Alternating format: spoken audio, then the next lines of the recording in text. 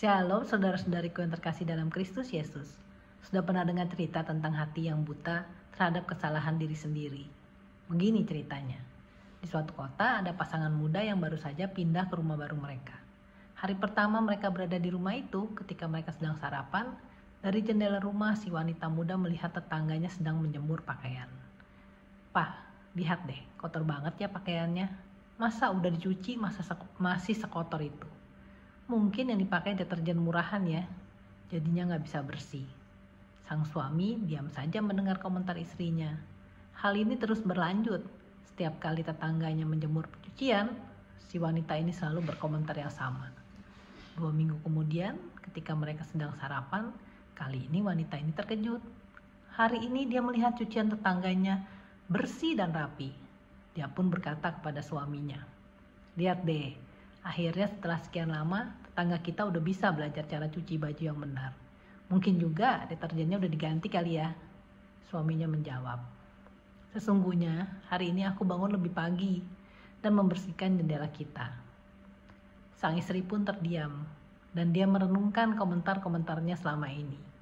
Ternyata selama ini yang kotor bukan pakaian tetangganya, tetapi kaca jendela rumahnya. Seringkali seperti itulah jendela hati kita. Apa yang kita lihat saat melihat orang lain sebenarnya sangat tergantung dari situasi hati kita. Apakah jendela hati kita dalam keadaan jernih? Apakah hati kita dipenuhi hal-hal yang negatif? Merasa diri kita paling benar sehingga membuat kita selalu menghakimi orang lain. Tanpa terasa kita sudah memasuki minggu biasa ke-8. Sebentar lagi kita akan merayakan hari Rabu Abu dan mulai memasuki masa Prapaskah.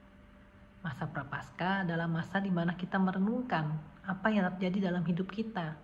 Kita diajak memeriksa hidup rohani kita selama ini. Apakah hidup kita sudah makin menyerupai Kristus? Apakah kita sudah menjalankan perintah Tuhan dengan baik? Apakah ada hal-hal yang harus dirubah dalam diri kita? Dalam persiapan masa Prapaskah ini, bacaan Injil yang diambil dari Lukas 6 ayat 39 sampai 45 mengajak kita untuk mengambil waktu untuk berefleksi sejenak. Dalam bacaan ini, Tuhan Yesus memperingatkan kita untuk tidak menjadi orang yang menghakimi. "Mengapa engkau melihat serpihan kayu di dalam mata saudaramu, sedangkan balok di dalam matamu sendiri tidak engkau ketahui? Bagaimanakah engkau dapat berkata kepada saudaramu, 'Saudara, biarlah aku mengeluarkan serpihan kayu yang ada di dalam matamu,' padahal balok yang di dalam matamu tidak engkau lihat? Hai orang munafik, keluarkanlah dahulu balok dari matamu. Setelah itu, engkau akan melihat dengan jelas untuk mengeluarkan serpihan kayu itu dari mata saudaramu." Ayat 40-42.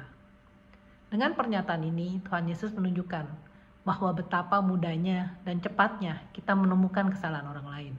Kita bisa menunjukkan dengan cepat dosa mereka, kegagalan mereka, dan kekurangan mereka. Tapi kita tidak bisa melihat hal-hal seperti itu dalam diri kita. Kita semua cenderung menghakimi. Kita susah melihat atau mengakui kesalahan diri kita sendiri. Bahkan mungkin kita tidak menyadari kesalahan itu. Kenapa ini bisa terjadi?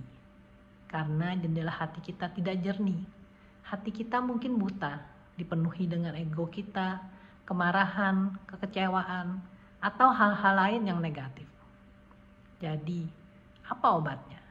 Bagaimana memperbaikinya? Yesus mengatakan, "Keluarkanlah dahulu balok dari matamu."